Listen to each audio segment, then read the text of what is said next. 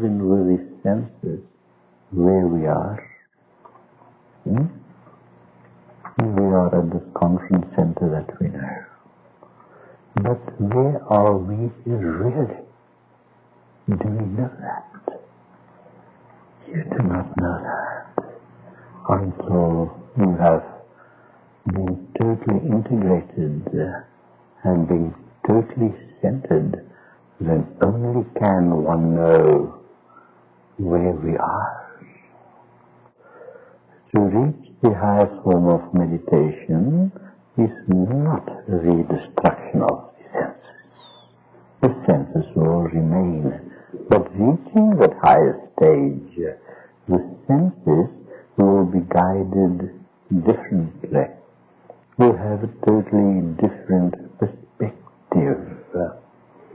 And what it would take away from you is the craving, the mother of all miseries.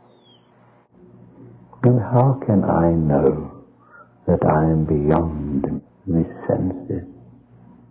You cannot know. You cannot know that you have transcended. You can only judge it by comparison to what you regarded a certain object to be before enlightenment, and what that same object seems to you after enlightenment. Then how can the finite mind ever comprehend that which is infinite? That knowledge of enlightenment is not confined to the mind because it cannot be confined. It cannot be imprisoned. Self-realization. Self-realization is when the self realizes itself.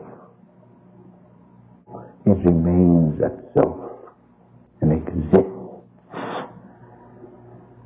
in its own power. So therefore we call it self-existent, non-dependent.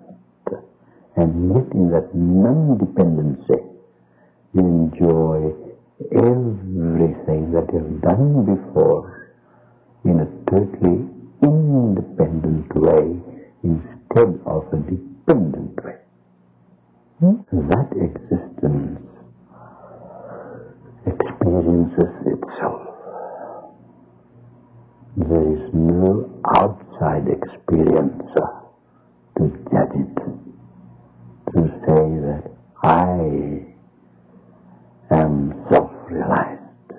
There's no outside power to tell you that you are realized.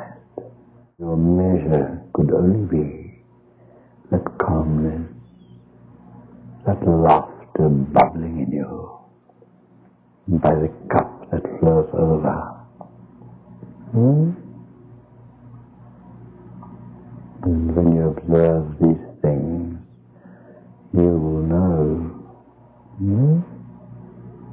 that you are existing in existence by existence itself. You see? To that energy that is forever neutral is just there. And in its stillness, it has its functions of making you live, making your senses do the things it wants to do. But when we create blockages by our senses, by our rationalizations, by our minds, then the energy finds blockages and it is not given full vent to act on its own and be itself. that is being the source of yourself. So the whole spiritual path is for one to remove the obstacles of the mind. Not destroy the obstacles, but to remove them from your path and push them aside. So there is no destruction at all. Everything is eternal.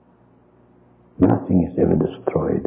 It is only dissolved into its original elements. But the energy is still there. And that energy exists by itself. And that is the meaning of true existence. When we say, I exist, what do we mean by that? We can say, I exist because your mind is functioning and your mind recognizes the various functionings that is within yourself and outside yourself, which all put together boils down to the ego self, and the ego says, I exist. Yes. The ego has existence, but it is not an independent existence. It still has to rely on an outside energy for it to function. What happens here is that the manifestation which we are, and that which we call existence, the manifestation merges into the manifest. And then the real joy comes of being. So when you enter the kingdom or the realm of self-existing effulgence, when you become that fire that requires no fuel but burns by itself, then you have transcended the mind, the ego, the senses, and yet in possession of them. But it will be used wisely in the name of divinity. It will be an offering. An offering to divinity. You offer yourself to divinity. And when you have offering, there's no suffering.